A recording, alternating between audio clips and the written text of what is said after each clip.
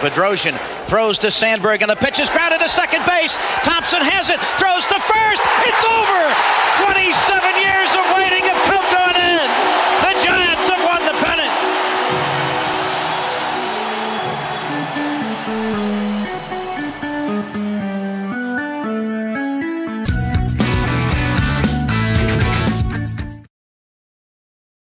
All right, Brad, we are back on Thompson to Clark. Hopefully, in the near future, I have some stuff going on where we may get a new intro video. We've seen bits and pieces of it, but I want the finished product to look a little bit different, but we may have a new video intro for you watching on the video feed. All right, Brad. I've seen bits and pieces too, and I could tell you it's sexy AF. That's what the kids say, right? Sexy AF. It is. It's very sexy. So last time we talked, the Giants were in the midst of, actually in the beginning of a series against the Dodgers. They took it right, like it was like pie in the face. They did not play well in that series. That was kind. You used really kind words. Very kind. And it left us as fans and the collective fan base just going like, WTF, we didn't make a big move at the deadline, either to build the roster or to break it down for podcasts. It feels like we were a little bit in no man's land. And then they got to play the A's in a 2-game series. Does beating the A's change your mentality about how you feel about this team? I mean, not a whole lot, but you look at the opposite, and if the opposite would have happened and the Giants would have got swept by the A's in 2, we'd be sitting here ready to call it a season. But, luckily at this point, we're not ready to call it a season because of that 2-game sweep. They looked alive. Except for my tweet to you at one point and said, I think I said this effing bullpen on yesterday when they had a 6-1 lead and all of a sudden it's 6-4 and we were just like, come on, man. But yeah, I obviously a touch rosier, 6.5 games back of the 3rd wild card spot. And that team that they're 6.5 games back of, the San Diego Padres, they have 3 games with them coming up starting tonight. So, it's I'm not going to count them out yet, just because there's still life. And then not to look too far ahead, but they've got, 3, 7, 8, 9, 10, 11, 12 games after the Padres against the Pirates, the Diamondbacks, the Rockies, and the Tigers. Pirates. So that's kind of, Pirates 44-64. Arizona 48-59, Colorado 48-63, and the Tigers are the second worst team in baseball, tied with the Cubs. Actually, no, the Tigers have more losses at 43-67. No, third. They're the third because Washington. Oh my God, Washington. Washington is definitely losing 100 games. Like that, and probably a lot more. And obviously they haven't done that yet. They haven't lost 100 yet. I know, gosh, 36 wins, 36-74. Jeez, golly. And then the Oakland A's 41-68, who we just beat 2 games. It's really the bottom barrel teams here, and those wins count the same as when you beat the good teams. But I guess my worry about what you just said is after they play all those teams, then you get the Twins, then you get the Padres, then you get the Phillies, then you get the Dodgers, then you get the Brewers. All of those teams are in a wild card or in a divisional race. So, if they do have a chance, they need to go like undefeated or close to it against those lower rung teams to have a chance. Now, so I guess the next question is the news of the weekend was about guys getting healthy. Brandon Crawford comes back. Tyro Estrada comes back. Jacques Peterson comes back. And then today they announced Evan Longoria comes back.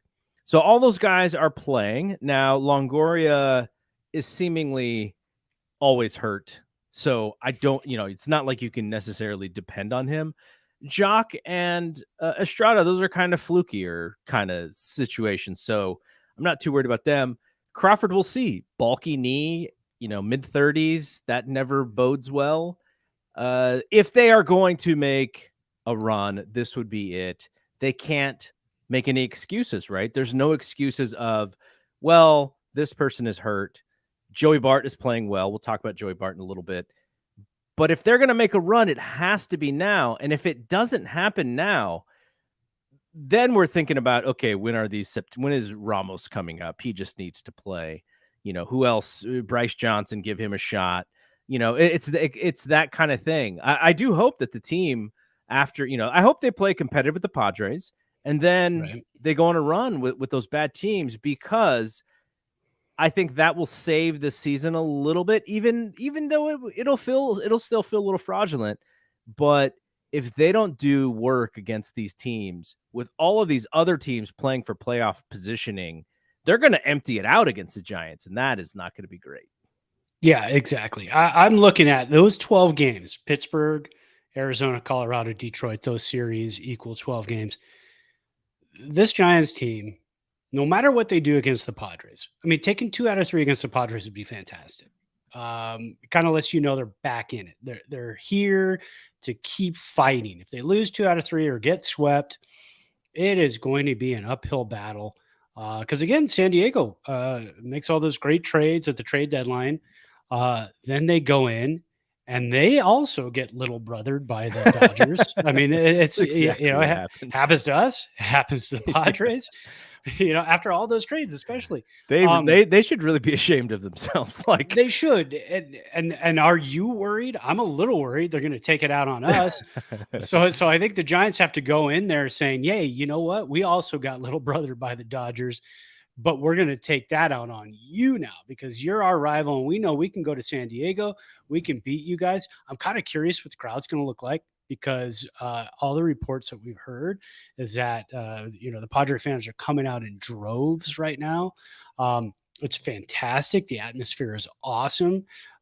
But San Diego has always been a, Giants fans travel destination, a great place for Giants fans to come out and show their fandom. So yeah, taking 2 out of 3 in San Diego, and then against those other teams, you got to go 10-2. You got to go at least 10-2. If you go less than that, if you go 9-3 and 8-4, 7-5, then you're starting to just kind of look like those teams. Yeah. Maybe a step better than those teams, but not a playoff team. So in order to show you're a playoff team, 2 out of 3 against Padres, 10-2 against those other teams, you come out of that. Let me do some quick math.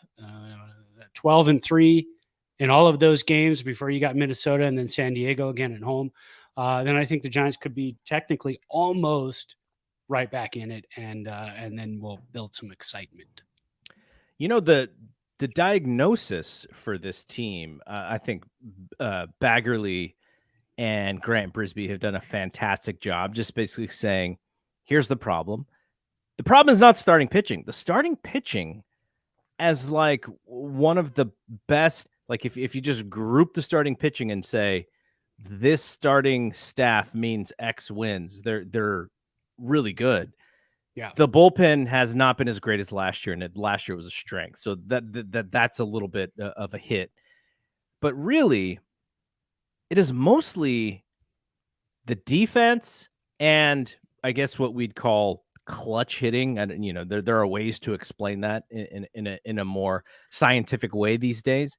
But really, it is being unable to field the baseball or go get a baseball when they need to stop a run, when they need to stop a bloop from falling or a ball hitting the gap from getting to the wall. They can't do it. And, that Brandon Belt's bulky knee at first base is giving him a lack of mobility like we've never seen before, because he's always been a really good, underrated defender. And so, yeah, like I don't know how you solve those problems because they didn't do it at the deadline. They said, nope, we're going to stay pat. We're just going to believe that while the defense is still not going to be great, we're going to be able to do all these other things that we've been wanting to do with this lineup now that we're healthy. I just think it's a mistake to think that the injuries aren't still going to be happening, but who knows? We'll have to wait and see. I still think they're a fraudulent team, but at the same time, I'm all in if they play competitive baseball going into September, because if they can, then we're going to have a good podcast. I'll be happier as a fan. And, last season won't feel like this, I don't even know what you call last season at this point. It was such a feel good season, but you kind of wonder when you look at the team now, you're like, maybe we got way more breaks than we realized last year. Well, and that's, unfortunately what I keep saying is, the baseball gods right now are kind of evening things out. I think we got handed a plentiful basket last year. Yes.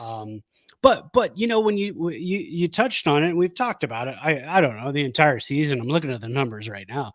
The Giants starting pitching leads the world. They lead the entire Major League Baseball in field independent pitching, which is the FIP stat. They're number one. It's the Rodon. Rodon is probably the best starting pitcher when it comes to FIP in the league, because he either strikes you out or then when they hit the ball, something happens, right? But he has such a high number of strikeouts that his FIP's going to be much lower, because the things that he can control, the walks, the strikeouts, the home runs, those are at a minimum, whereas everything else, the batted ball, then you're like, this is a mystery. Let's see what happens here. But they're at 3.15. Right. They're at 3.15 for their FIP. Dodgers are in second at 3.44. So that's a 0.30 difference, 0.29 difference. That's huge. When you look at the WAR for starting pitching, Houston's number one at 12.1, and the Giants are number two at 11.6, tied with Philadelphia.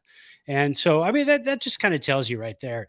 It's frustrating. It almost feels like it's a waste. Are we wasting this fantastic starting pitching performance by not putting a good fielding team out there?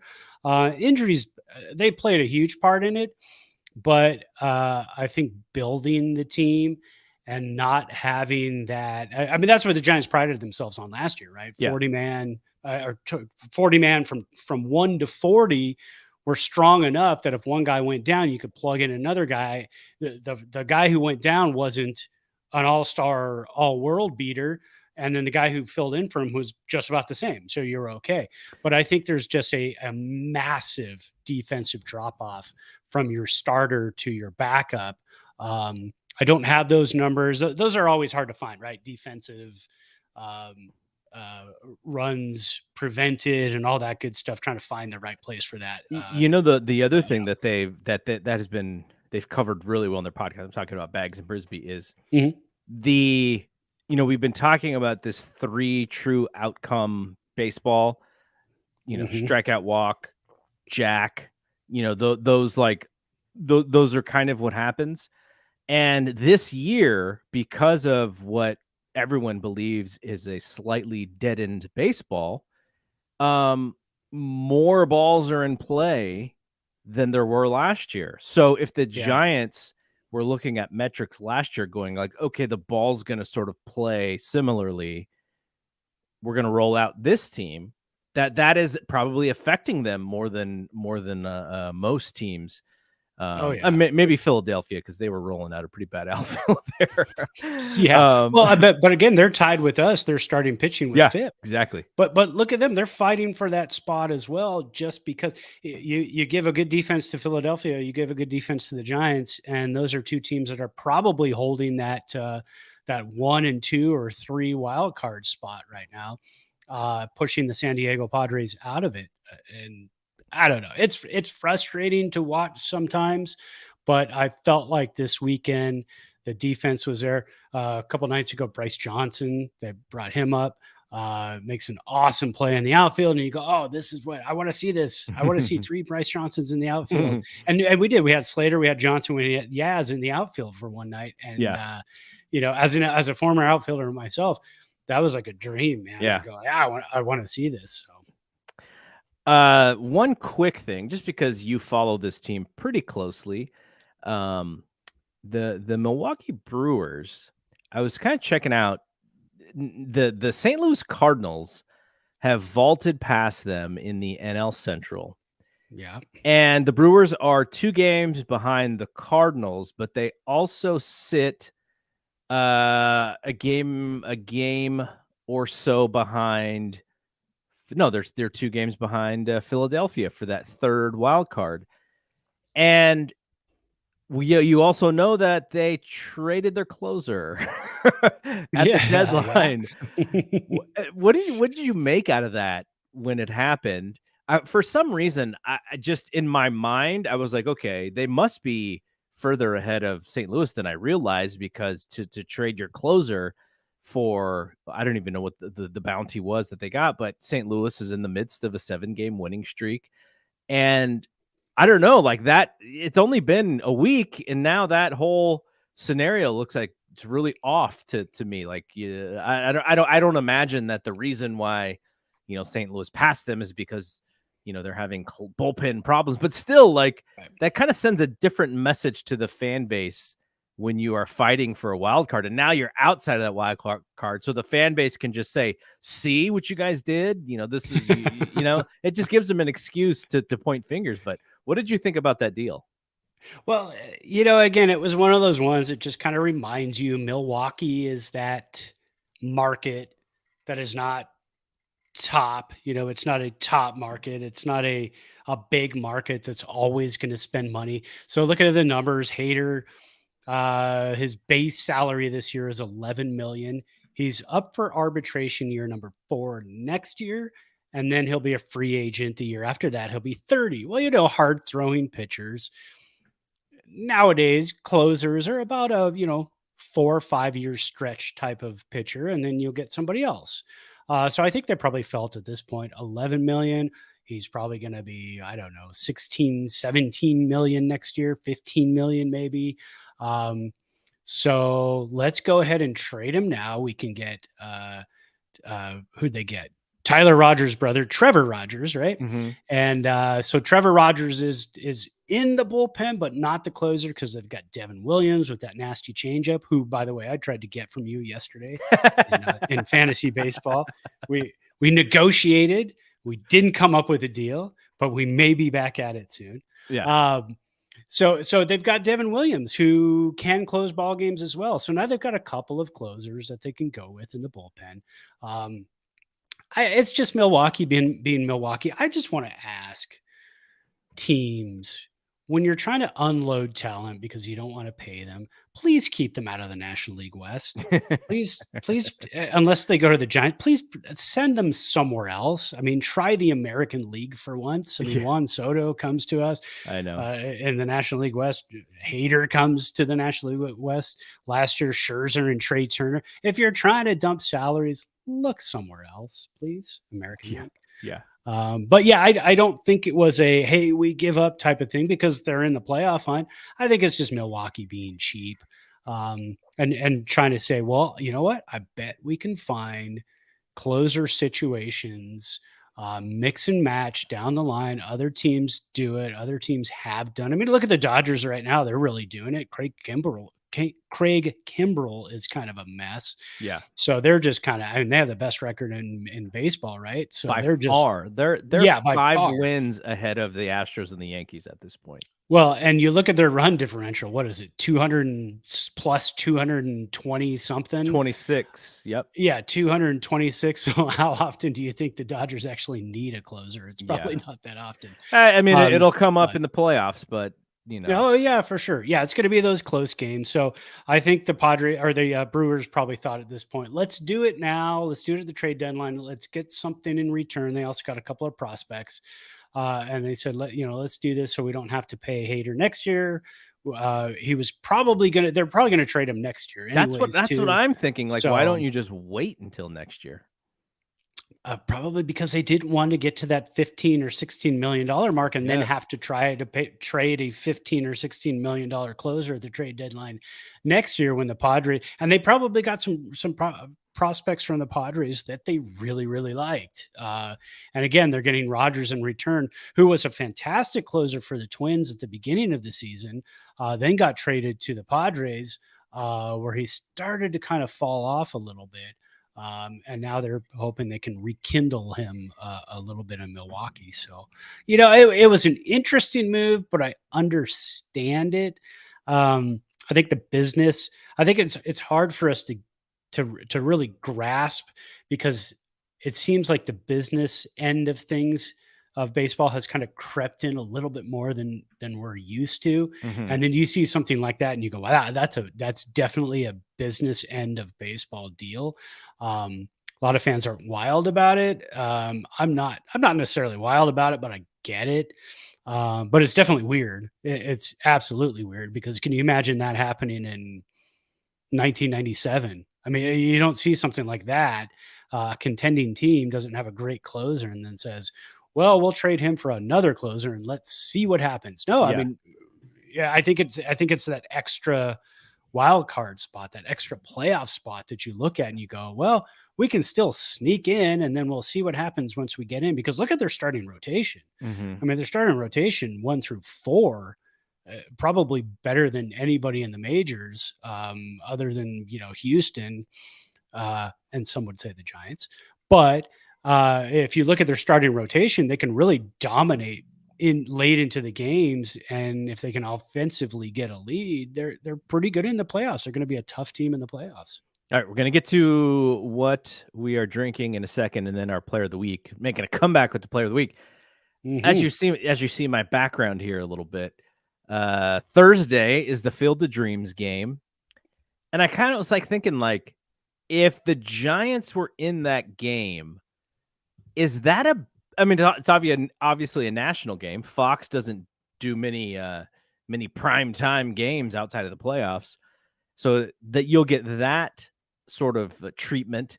But is that something that you would like to see the Giants in at some point? Is this, or is it kind of feel a little too gimmicky?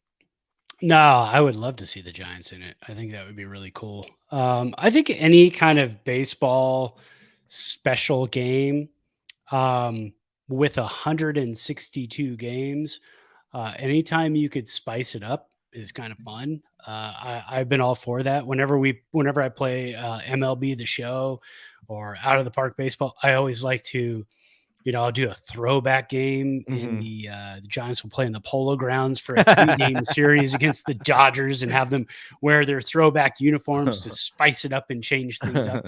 It's fun. I think in baseball, I think that's really fun. I definitely look forward to it. Last year it was in 4K, and that's always a fun thing. Anytime you get a game in 4K, Yeah. in baseball, it's like, oh yeah, I'm definitely going to watch it. But I would love to see the Giants. I mean, Giants and Dodgers in that. It seems though so far they're doing like a lot of Midwest teams. Yeah. Like this year, it's the Reds and Cubs, right? Yeah, they busted out their uniforms today.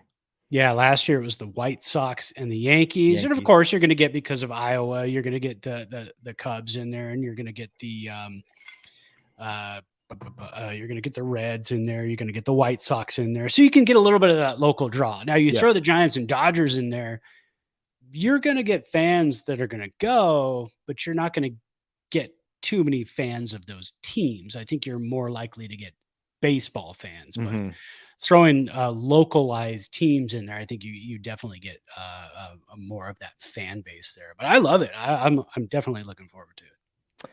All right, let's talk about what we are drinking here. I'll go first. Okay. I have a highball, but it is a Jimmy Beam pre-made cocktail, bourbon and seltzer highball, and I poured it into my highball glass here.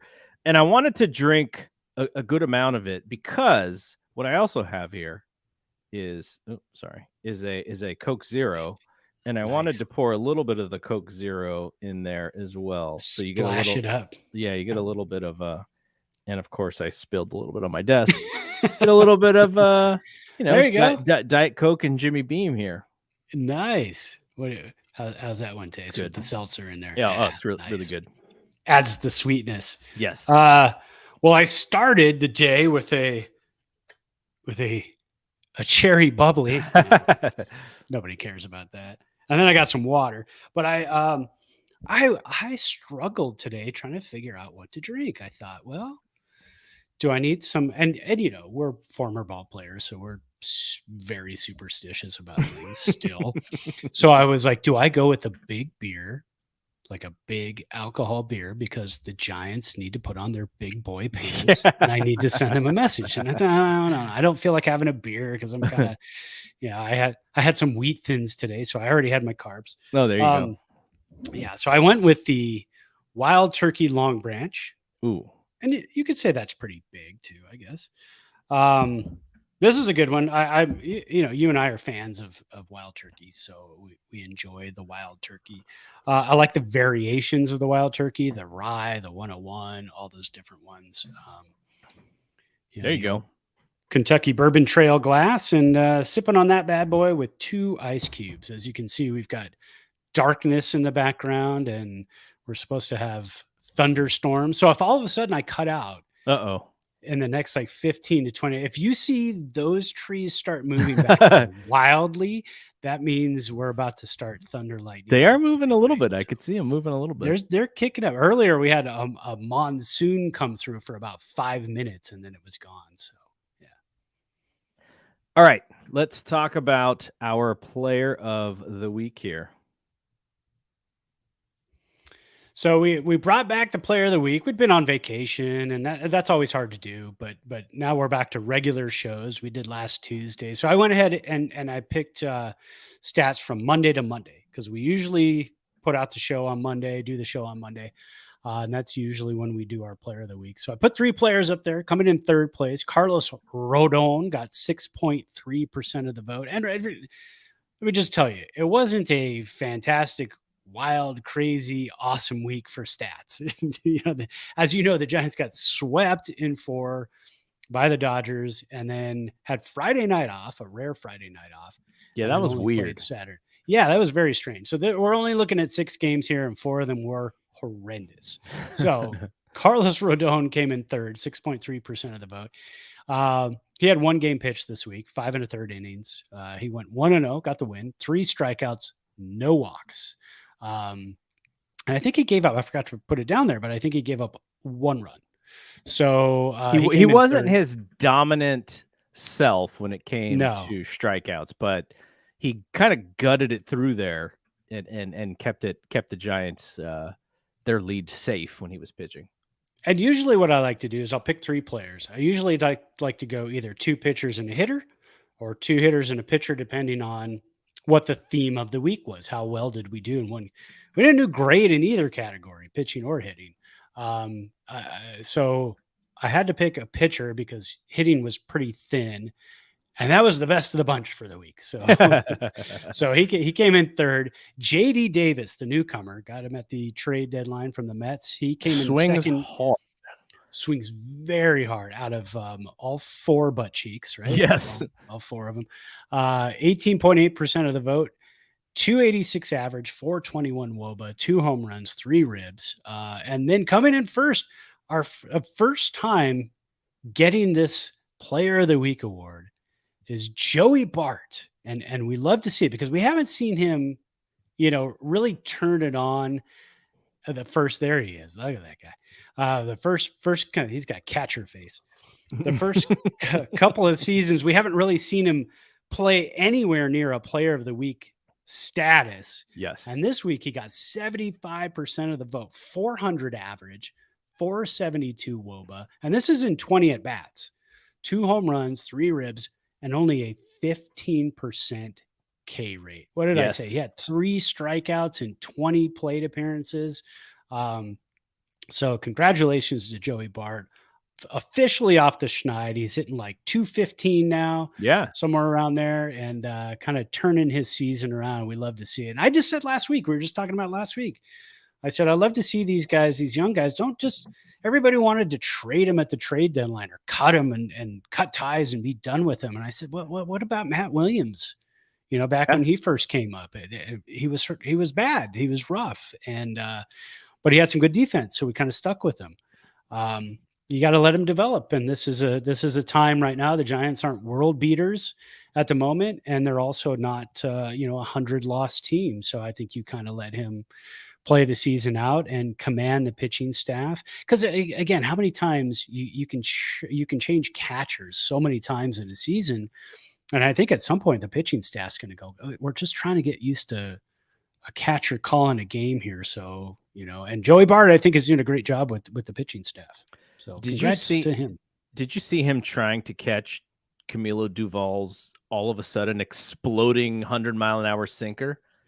I did. Where did he get that pitch? Jesus. It just came on within the last couple of weeks. Something he's been working on. And everybody said he needed something that can dip and dive into a right-hander, and he's got it now.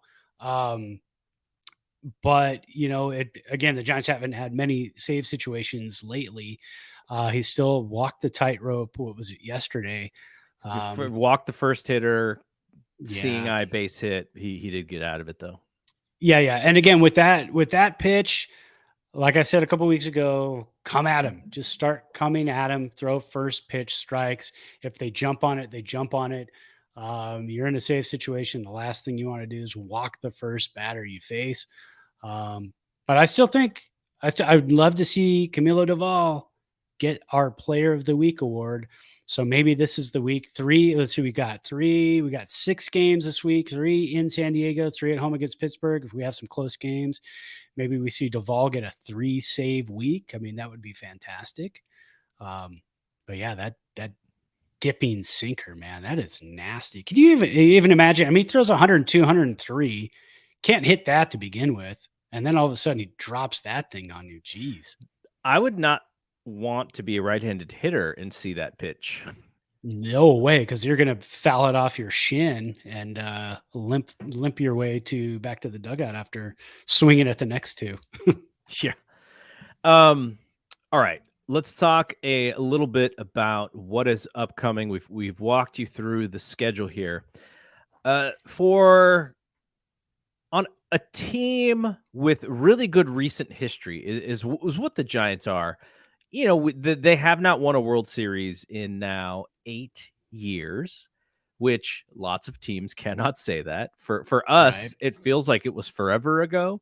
But at the same time, because of their recent experience, you have like these really cool ways to bring people back. And so I started looking at some of this because this weekend, I believe it's on Saturday, they're having the 2012 reunion. So I'm not exactly sure who's going to be back. I think I saw Affeldt was coming back for sure. There was kind of a hope that Lincecum comes back. I think that's everybody's waiting for that. It'd be fun to see Zito again. I think he would come back as a fan favorite, obviously. He was a massive part of 2012, so yeah. I sure hope so. I think Romo, they said Romo is playing somewhere. Is he playing in Mexico? He had recently got cut and maybe was trying to pick up on one of the Mexican League teams. So it'll just be fun to see, Kaner and we'll see. I don't know if Buster's coming back because he was just here for Will Clark Day. But yeah, that kind of stuff is fun. They're also going to do a Hunter Pence. He's going on the Wall of Fame in September. So, when you're having a season maybe that's not great, it's kind of fun to celebrate your past. But are you looking forward to stuff like that? I mean, we just did it with Will, so the nostalgia is there, and I love it. But does it feel a little bit like we have to do it because the team is not producing right now? Like, is there any of that when you think about it? I don't think so. I think a World Series is too special to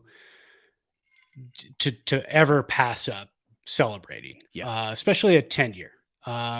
So, in 2 years, we're going to do it again. So that's awesome. So, every 10 years, there's going to be this 2-year cycle where we get to do it back to back to back, every 2 years. So that's fantastic. The Will Clark thing way overdue. You know, I think my father-in-law said, "When do they start running out of numbers? Like, how many numbers can you?"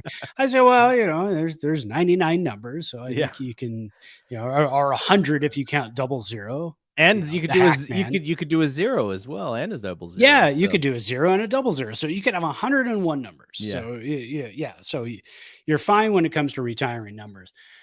The only one, and I love him, the only one I thought was a little odd this soon was Buster Posey Day. I mean, hey, we love him. Yeah. He was such a big part of this franchise. He just retired. And then they brought him back Yeah. in what was that? May? Yeah. I think it was for Buster Posey Day. I think they probably could have waited a couple years, like 2 years, retired the number, done the whole thing. Obviously you don't want to wait until the Hall of Fame induction because that's 5 years from Yeah. now. But I think maybe next year retire the number, do all that. I just thought, 2 months into the season after he retired, I thought it was a bit early. Yell at me, throw things at me, whatever the listeners want to do, that's fine. But I just thought that was a little too soon. But everything else I enjoy. I think the Hunter Pence thing, so awesome because you can't really retire Hunter Pence's number. He was only with the Giants for 4 or 5 years. So that's a little bit of 6 years maybe. So that's a little bit of a tough one. Buster Posey, absolutely, you're going to retire that number. Now, so next closest thing you can do is the Wall of Fame, which is awesome. Come up with the Wall of Fame so you could put all the special players in there that you're not going to retire their numbers. But question for you, are they going to retire 55? Are they going to retire 40 after they do 28? I think they should, because it's not like, so I think the hard numbers, actually, I wonder what the harder numbers are, under 30 or over 30, as far as like what makes up your roster, because like your father-in-law said, at some point, when you take away 10 or 15 or 20 numbers, then you're really shrinking it down. But those are, to this franchise, those numbers mean everything. Yeah, like there's a Twitter account out there called 55 Saves Lives. like there's so much Tim Lincecum love. Yeah. But you know what would stop them from doing that is him just going like, I'm not that interested. Yeah, right? I'm not gonna come. Yeah. Because I guarantee you, when they told Will Clark, we're going to retire your number, he was like, "What day?" Just, what took you so long? Yeah, exactly. Mark off that whole month, and I'll be there. But yeah, because that's the whole thing. When you say 55, when you say the Giants 55, everybody knows that. Yep. When you say the Giants 40, everybody knows that. Would you lean more towards 40 having more of an impact on all 3 World Series titles than 55? Yes, bigger impact. But I still think people love 55 more. Oh yeah. Like there's a popularity part of it, and then there's a value part of it. So that would be my thought. Like Lincecum, like when somebody looks back at numbers from Lincecum in in say 10 years, they're going to see 2007 and 2008 as just like crazy good, 2009 crazy good. Then they're going to go like, what happened in 2010? And he did bounce back in 2011. 2011 was a good season. Yeah. And then 12, 13, 14, it was just like so inconsistent. And they're going to look back and go, oh, like he must have gotten hurt, or he must have had Tommy John, or, something must have happened to him. And I don't know what's explainable or not, but they're going to go, oh, he must have just, he must have been just a good player for a few years. They're not going to understand that he was the electric fan favorite of all fan favorites for that time, even when he was bad. Like that's the other thing is there were moments in 14, in 12, where it was like, do we need to give this guy a break because his fastball is topping out at 88, right? Yeah. And the fan base was still like, it doesn't matter. We love him so much. That's not a big deal to us. Yeah. And That was me. Yeah. And, well, there's rarely a player like that, right? Like, Yeah. as beloved as Buster Posey is, like, I was pretty hard on him as a fan because I'm just like, I know that you had gotten hurt, but how do you go from 28 jacks to like 8 jacks? Like, what? And some of it is just the catching position is really hard. It beat up his body. But, there were moments where I was like, we need a clutch hit. You are our best hitter. A medium deep fly ball is not going to do it here. You need to turn on something and hit it over the fence. Like, this is what, you're the best player on the team. And so there were moments where I was hard on him, like that. But ultimately just for what Timmy gave us, down. Like, what a fighter, that guy just fights. The smallest guy and the biggest heart, all of those things that you make excuses for. But Lincecum was that for us, I think. Well, and he was that bridge. I mean, he was the Bonds to World Series titles bridge. And like you said, 2010 was a little bit of a drop off, but then you got 2010 postseason World Series, yeah, which absolutely changed everything. I mean, that first game against the Atlanta Braves that set the entire tone for the 2010 postseason. The one thing I always look at with Bumgarner is the consistency from World Series titles from 10, 12, and then taking the team bus, all the stadium workers and everybody and sticking them on his back and then bringing them that World Series title. That's a tough one. If you asked me between 55 and 40, who gets retired, of course, after 28, which one of those gets retired first? Man, I know 55 came first, but 40 is all of those titles kind of rolled into one. The consistency. It's 40 and 28. When you look at those World Series titles, it's 40 and 28. That was the consistency altogether. So man, that's going to be a really, really tough choice because I don't know. I mean, you got Bonds retired.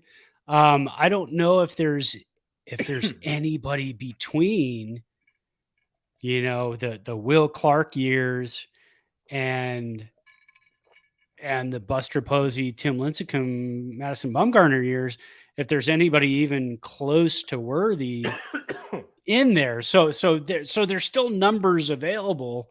I don't know, man. Those are some really tough decisions. I think when they happen, you're going to have probably a 99% approval rating when they do decide which numbers get retired. But of course, if they announce 55, the fans are going to go 40's next. And if they announce 40, 55's next. So it's just going to kind of go down that line. I mean, I think it's Bumgarner's still active. Mm-hmm. He could always come back, right? Like they could always do something. Absolutely. And bring him back into the fold. For sure. Now, the interesting thing about Bumgarner is after he's done, does he just go off the grid completely, right? Because we're like Lincecum. Where's he? Bumgarner just wants to be on his farm or whatever, right? Like, what is he gonna do? Yeah, he's gonna go home and yell at the cows because he can't yell at the players anymore. So he's gonna go home and yell at the cows when he pitches hay, and the cow just watches it. He's gonna say, "Run after that," right? Because that's what he does to the players who watch their home runs. So, but yeah, I don't see him disappearing altogether. I see him coming to the ballpark. He kind of seems to enjoy the spotlight a little bit more. He doesn't. He loves his post game interviews. I see him sticking around. Especially, I mean, the Giants are trying to make Tim Lincecum a king of San Francisco. Come on back, and he's not having it. But I think they're also going to do the same with Bumgarner. They're going to try to make him a king, and I think he's going to enjoy that a little bit, and he'll come back and hang out and do some things. So, yeah, I think you're right. Other than that, like Clark, Bonds, ilk, it's Posey, Bumgarner, Lincecum, and I think you got to draw the line. Because there is going to be folks who say, "What about Crawford?" Right? Yeah. Oh yeah, for sure, because Crawford was there for 2 of the World Series titles. And unless somehow, some way, the Giants win another one and Crawford's this big contributor, I don't see that. I think he's like right underneath it, but you never know because he's Bay Area guy, super fan favorite. I don't know that he was ever the draw that those other 3 guys were. He was a little bit more of like a secondary player, but also a glue guy in a sense. Mm-hmm. But yeah, I think you draw it with those 3, and then in 20 years, then you'll have Juan Soto as well. But do you think? Yeah, there you go. I like it. Slip that one in there. When should we put up We should put up in the corner of our screen up here a Juan Soto clock countdown exactly for the day he becomes a free agent. Do you think Brandon Crawford not getting a number retired, but getting the Wall of Fame at Oracle, do you see that as maybe a slap in the face? I don't know. I just think you got to draw that line. Like there's another line that you're going to draw too, which I think the Giants have already drawn it with statues. Right. And there's, all these days that they have. Oh, the Matt Cain perfect game day. There is some prioritization going on there as well because we haven't seen the Jonathan Sanchez no-hitter day, right? Talk about somebody who's disappeared. So supposedly, like he's supposedly on Twitter and a fun guy, and people have all right said that he's kind of around. But it's just I'm going to look him up right now before we go. Keep going. But they've already drawn that line. It is for the beloved players, but then the statue and the number retirement are that next level up, right? Like who's going to get a statue because it's been, Gaylord Perry and Marichal and Mays and Cepeda. And so who joins that list? Well, you got to think that it's going to be Posey at the very least. And, Bonds at that point too. So we'll see that that's an even different prioritization is the statue. Yeah, exactly. I just looked up Jonathan Sanchez and I under our Twitter account, I added him as a follow. He's tweeted 3 times since October 27th of 2020, but that's all right. We're still going to follow him because maybe we got to follow back. Now, Hector Sanchez is a fantastic follow. Oh, wow. Yeah. He's a great follow on. Let me look him up here.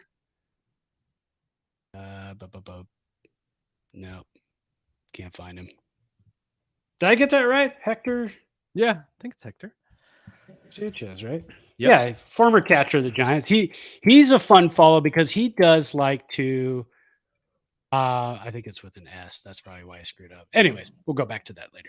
But anyways, he's a very fun follow. He will actually interact with the fans. He does a lot of time. I think I had a little conversation with him a year or so ago, and I see some people who follow us and we follow them.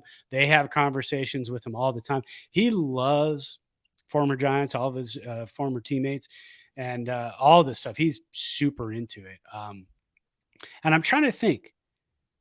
Was he 2012 or 2014, or was he after? I believe he was after 2014. You're talking about Hector Sanchez's career with the Giants? Yeah. because I'm wondering if he might make a comeback, to the ballpark for this 2012. So he was with But the I think it was Giants. He was with the Giants from 2011 all the way through 2015. So he was okay. a part of the team during 2 of those championship seasons. Yeah, and he's very active on Twitter, very active on social media. So I would love to see him come back this weekend because he was such a fun part of the team. I used to call him Hector the Deflector just because it's cheesy and it rhymes. Okay, so quickly before we get out of here, give me your, I guess, predictions. You used to do predictions back when the Giants were playing a lot better than they currently are now. But I was never good at them. But I did them. So tonight, as we're All right. recording, we're about 30 minutes from first pitch. You have Wood against Snell. And Mhm. then tomorrow, same time, it is Cobb against Musgrove. And then Wednesday is a day game, Junis against Manea. From a pitching standpoint, I think all those matchups are good for the Giants. Like they're Yeah. they're going to compete with their pitchers. Musgrove is a hair better than Cobb, but Cobb fares very well in a lot of the FIP kind of stats as well. So he's probably pitched a lot better than his stats actually show for him. So in order for the Giants to compete against these Padres, I think it's really going to come down to the hitting because you cannot this team cannot go, okay, we're going to get 2 runs and the pitching is going to hold up and only give up 1. That's just not the way that it works right now. I'm not saying that they're going to give up 10 runs, but when your ace throws a 1 and then you got to use 4 relievers, there's a halfway decent chance that one of those relievers may not be on his best day. And so you can't just expect the pitching staff to just, save the offense. I really do think the offense needs to come alive. Does that mean because Longoria and Crawford and Peterson, those guys are back, does that mean that the offense is going to be better? I think it should, but I don't know if it's going to take them a little while to kind of get into the swing of things. Like, Longoria still, like, even though he hasn't had a memorable season, I think he leads the Giants in home runs per at bats this year. Mhm. Yastrzemski had a really good game yesterday. I still think that something's going on with that head tilt when he misses fastballs, but it would be a good time for this offense to come alive a bit because the Padres, like we said, they're 6.5 games ahead of the Giants, and they're trying to figure some things out with all of these new players. It may be a good time to actually face the Padres, or like you said, maybe they're just going to take it out on us from getting beat up by the Dodgers. But how do you see this series go? Yeah, this is a tough one. So Musgrove has actually had a couple of rough starts lately. He signed that big deal. What was it? 3-year extension, 4-year extension, and then he took a dump on the mound, like 2 back-to-back starts. I think the Giants can take 2 out of 3 from the Padres. But in San Diego, weird stuff always happens, especially day games. So I'm a little more worried about that Wednesday game than I am about tonight or Tuesday night.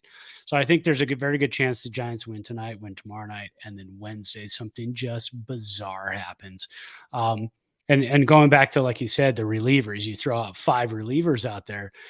Please, Major League Baseball, get rid of the 3 batter minimum. I'm so tired of that. It takes so much strategy out of the game of baseball, because you're going to get a bad matchup, and they keep saying, well, it's great because it shortens the time of the game, but it doesn't if you're forcing a guy who doesn't have it to face 3 batters who might walk all 3 batters or walk 2 and then give up a triple, and then you've just extended the game. So anyways, get rid of that rule. I hate it. So they take 2 out of 3 from San Diego.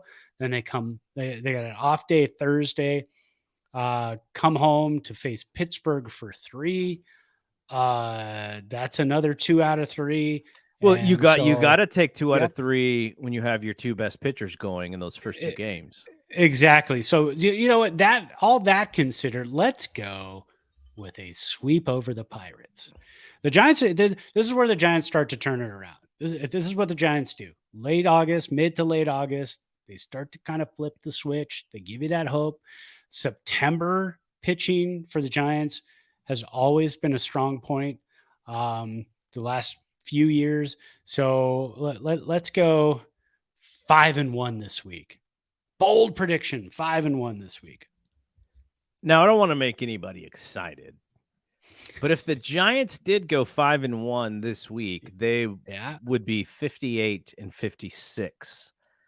And that would be a massive improvement over what we've seen the last week and a half. You know, what's also interesting is the comments that Zadie made about, you know, we had a few bad weeks here, and you know, we could have a few good weeks. If you really look back at the win-loss, like, they had a good opening month, and they've been either average or under average since then. So, you know, this would be the time to pick it up, because, like I said, you know, the Giants as a team are 23-32 against teams better than 500. Now, the Padres aren't that much better than them. The Padres are also a little bit of paper champions here against the good teams. But Dodgers 24-14, Mets 31-22, Yankees 40-29. So the real juggernauts are the teams who are, you know, playing good baseball against good teams. Giants are not that this year. So when you play against these doormat teams, this is the time, right? Let's get through the Padres, and then we just gotta play our best baseball of the season against some of these bad teams and get back in this race. And the Giants last year, I mean, they really beat up on the National League West, and even the year before, they kind of took it to the National League West. Not this year. No, not this year. So this is the time you got to show, if you're going to hang in the National League West, you've got to beat those National League West teams, and they've got the Padres, 6 times in the next 4 weeks here. So, yep, it's time. It's time. We need to punish them for giving away all their prospects for Juan Soto. Exactly. Our guy Juan Soto. I was talking to one of my kids, and he was like, I was telling him, like, I want to see them sign him. I would have loved to see them trade him, but you're trading for 2.5 years of Juan Soto, knowing that he's going to be a free agent. And he's like, well, what's the comparison to, like, historically? And I was like, Bonds. Like, that's how they got Barry Bonds. Absolutely. So yeah, and that's why nobody traded for Barry Bonds, because he was going to be a free agent. And you know, he wanted to come home, and you know, again, I was 20 years old when all that happened. So I wish I could see a little more in depth in, and there's got to be a great book or some article somewhere that's a little more in depth of how that all played out in the negotiation and teams that were his suitors. But I would love to know more about that situation. But yeah, that's kind of what we're facing with Juan Soto. And we did a little bit with Bryce Harper too, and we got that taste of, oh my gosh, he's coming here. He's coming here. And then he took the hair and the beard to Philadelphia.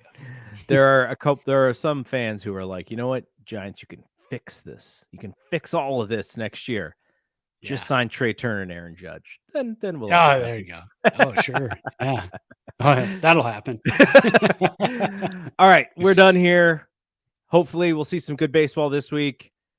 They got to. It's put up or shut up time. And if it is shut up time for them, then we know. Then you just sort of move on after these couple weeks, and you kind of, you know, figure you kind of bring up the guys like we were talking about. So all right. So for Brad, I am Double G. We will see you when we see you. Peace out. Peace.